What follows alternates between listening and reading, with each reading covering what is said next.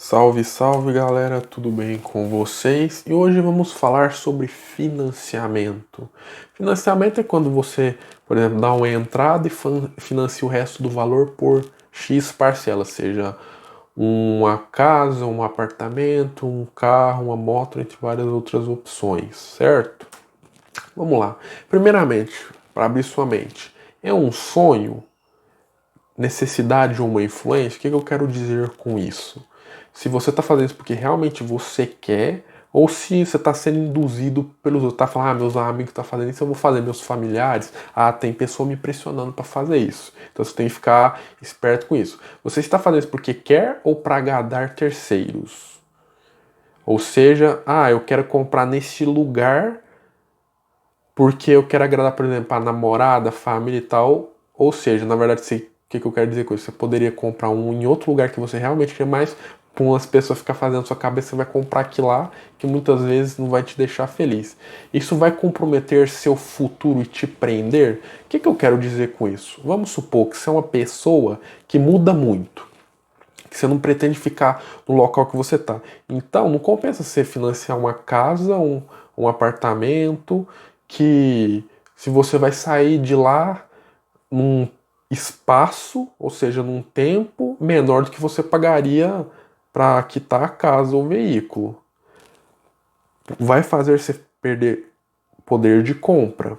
Aí aqui tem duas linhas tênis, uma, ou seja, você vai poder gastar mesmo que você tem essa responsabilidade, porém também vai te ensinar a ter disciplina. E o principal de todo mundo tá emocionado demais. Essa é uma coisa. Isso aí são cinco perguntas que você tem que fazer para si mesmo e analisar. Vamos lá, vantagem.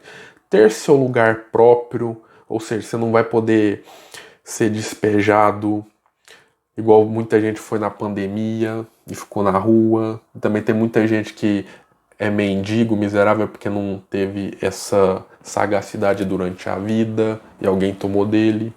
Não precisa pagar aluguel, te dá uma segurança maior e principalmente uma realização de vida. Você fala, nossa, eu conquistei algo na vida. Isso com certeza vai te dar uma lembrança e um momento de felicidade. Desvantagem. Terá uma dívida por décadas, pagará mais do que o valor inicial 3 vezes ou mais, te prende na cidade, é difícil para vender na maioria das vezes, dependendo onde é que é o local. Se vender com urgência, perderá muito dinheiro. O que eu quero dizer com isso? Vamos supor que você está vendendo sua casa por 400 mil, que é o que ela vale. Mas você está precisando de dinheiro muito rápido, aí você vai lá e vende por 300. Aí você tomou 100 pau de prejuízo. Entendeu? São passivos e não ativos. O que eu quero dizer com isso? A casa é um ativo quando você lucra com ela. Ou seja, quando você aluga ela, por exemplo, você está recebendo alguma coisa em troca. Aí quando você só consome, ela não é digamos assim, um ativo, mas isso não quer dizer que você não possa ter uma, tá? Porque tem muita gente que fala.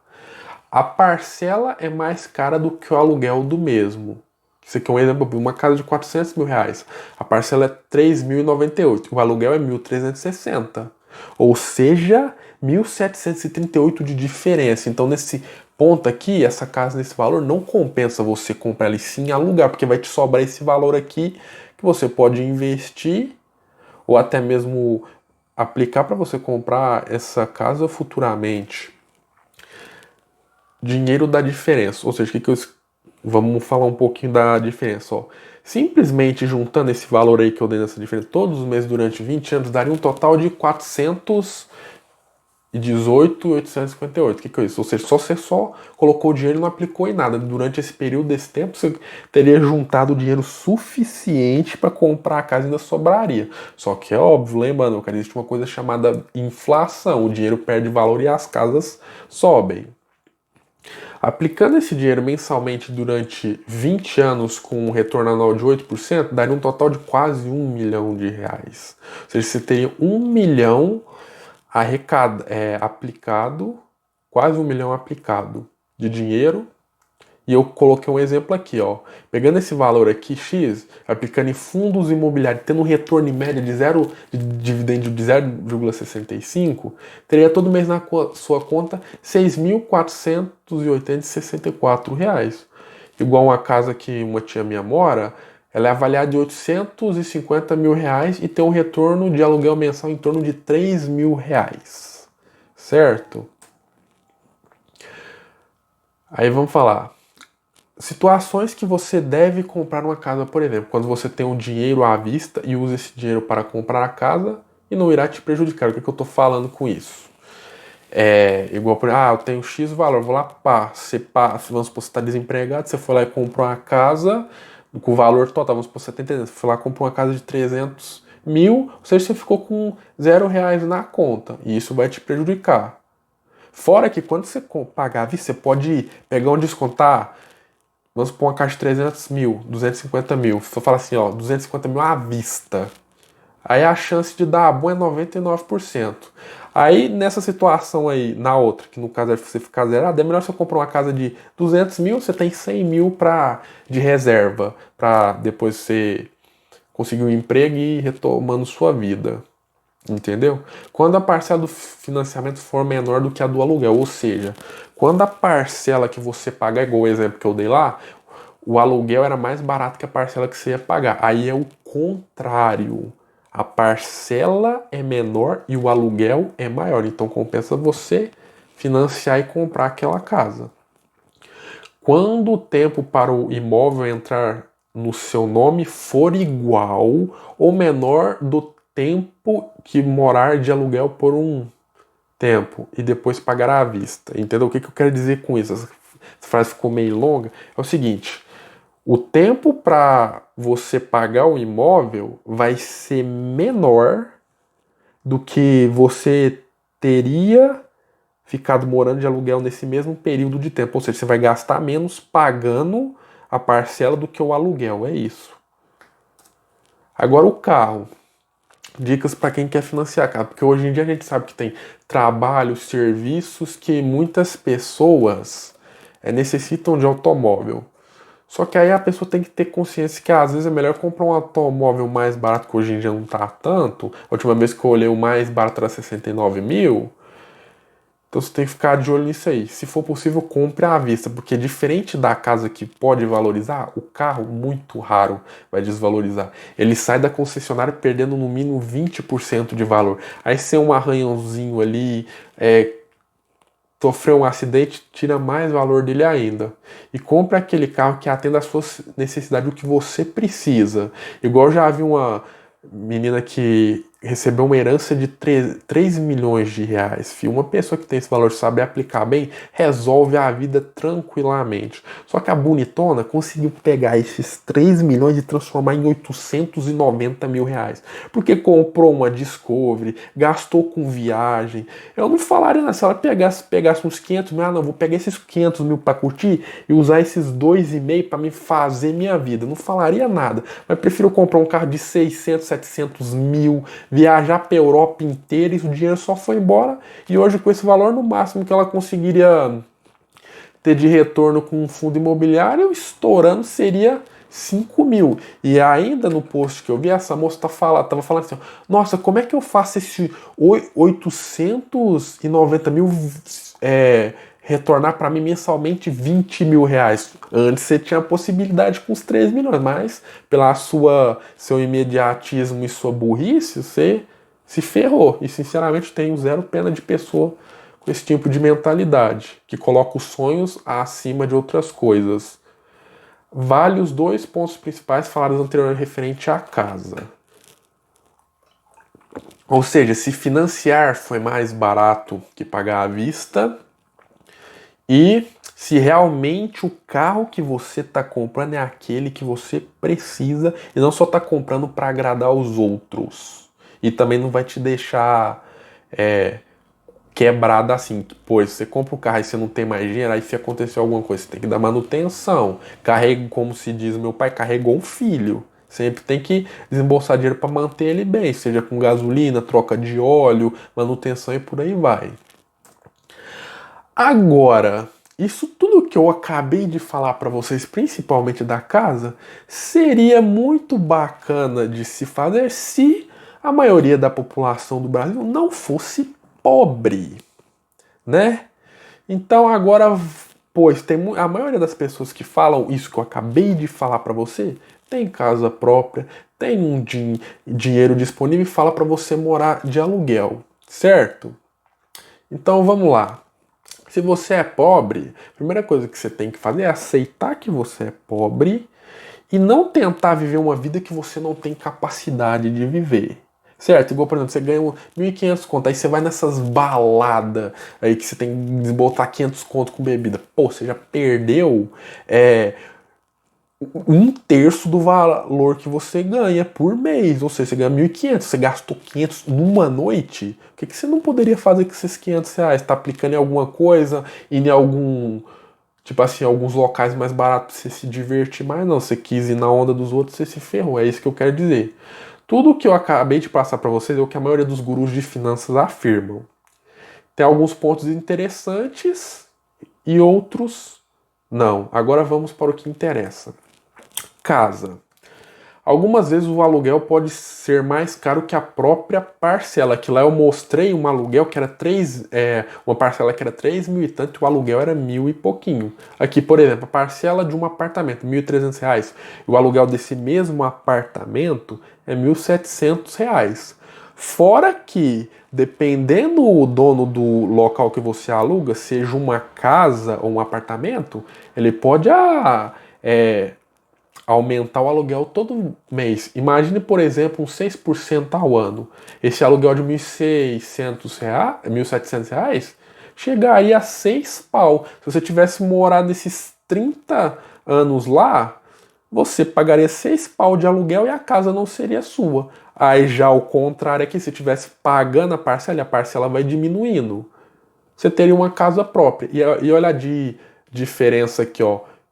Ou seja, 360 meses equivale a 30 anos, ou seja, você teria desembolsado 468 mil. Isso aqui, se eu não me engano, esse valor aqui é para um apartamento de 180 mil que eu fiz. Aí no aluguel você teria gastado mais de meio milhão, 612 mil reais. Aí eu usei outro exemplo aqui com uma casa e deu a mesma coisa, sempre o aluguel deu mais alto. Então isso acontece e muitas pessoas não falam para você, certo? Então você já sabe disso. Quando financiar? Quando você tem certeza que você quer aquela casa, pá, eu moro na cidade X, eu quero morar aqui, eu vou morar aqui.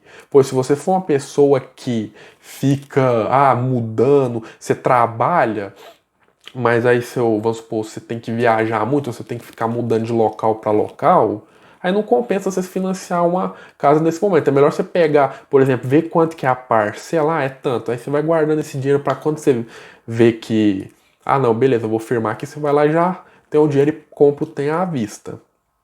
Quando o juro que você vai pagar não for abusivo, pois teve uma época que o juro de financiamento era absurdo, mas com Minha Casa Minha Vida, que eu brinco que é Minha Casa Minha Dívida, você sendo uma pessoa pobre, num X valor, não sei se é 250 mil, 180 mil, varia de cidade ou estado para estado, você conseguir uma residência legal. E outra coisa que você também tem que ter na consciência, você tem que comprar em bairro de gente pobre, não em bairro de gente nobre, que lá as casas vão ser mais caras do que um bairro de gente pobre. Mas eu não estou falando que você tem que morar na favela, por exemplo, igual do Rio de Janeiro. Você acha um lugar bacana, que seja acessível ao seu bolso, aí você compra seu local lá.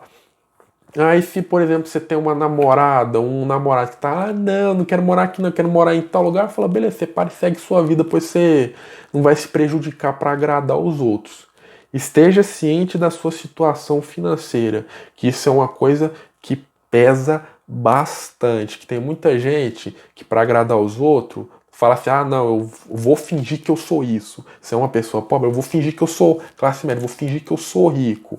Mas na verdade você só está se auto-sabotando e se prejudicando. Pois a maioria da população brasileira é pobre e não é rico. Tem muita gente pobre que quer pagar de rico. Entendeu? E como você me assiste, você não é desse tipo de pessoa. Lembre-se também que a casa é sua somente quando você quitar ela. Fora isso, ela é do banco. Ou seja, se você pagou 90%, você parou de pagar e você deixar por isso mesmo não tomar a medida, fala no banco, vai lá e toma sua casa e não te devolve seu dinheiro. E vocês vão financiar através da Caixa Econômica pelo Minha Casa e Minha Vida. Agora umas dicas extras para vocês. Vamos lá. E você pode amortizar suas parcelas. O que é isso? Amortizar é basicamente, vamos supor que você paga uma parcela de R$ 1.000 numa casa, num apartamento, só para exemplificar. R$ 700 dessa parcela é só de imposto, é só de juros, ou seja, você só está pagando 300 e não 1.000. Aí quando você usa a amortização, você vai pagar as últimas parcelas, que geralmente é mais barata.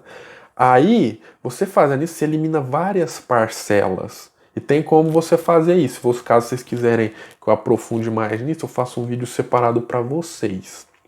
E assim, isso permite que você pague uma casa num tempo menor do que seria o necessário. E eu aprendi, se tive essa virada de chave, quando eu vi o vídeo do primo pobre falando disso aí, que ele pagou o apartamento dele de 30 anos em 3 anos. Só que, óbvio, você tem o dinheiro, você tem que ralar muito.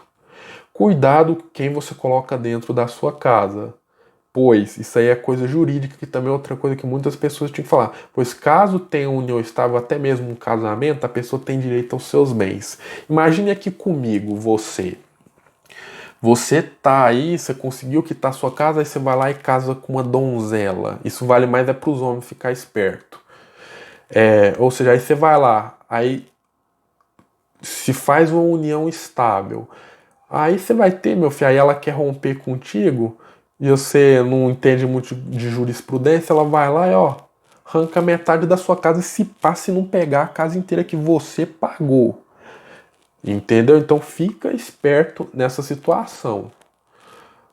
Ou seja, terá que vender a casa ou dar metade do valor dela para talvez uma pessoa que nem te ajudou a adquirir. Ou seja, deve ser uma decepção tremenda. Eu já vi isso muito acontecer, inclusive com gente da minha família, de um tio meu, que perdeu tudo que ele tinha por causa do presentinho embaixo das pernas dela. Ficou miserável. E ele tinha casa, tinha dinheiro no banco, mas perdeu tudo. Então isso ficou uma dica para vocês. E também vale para as mulheres. Acontece menos, mas também pode acontecer. Então fica esperto com essa parte aí. Então, meus queridos e queridas, caso tenham alguma dúvida, deixe aí nos comentários que eu terei o maior prazer de responder. Se inscreva no canal, compartilhe, deixe seu like caso você gostou e se junte a mim também.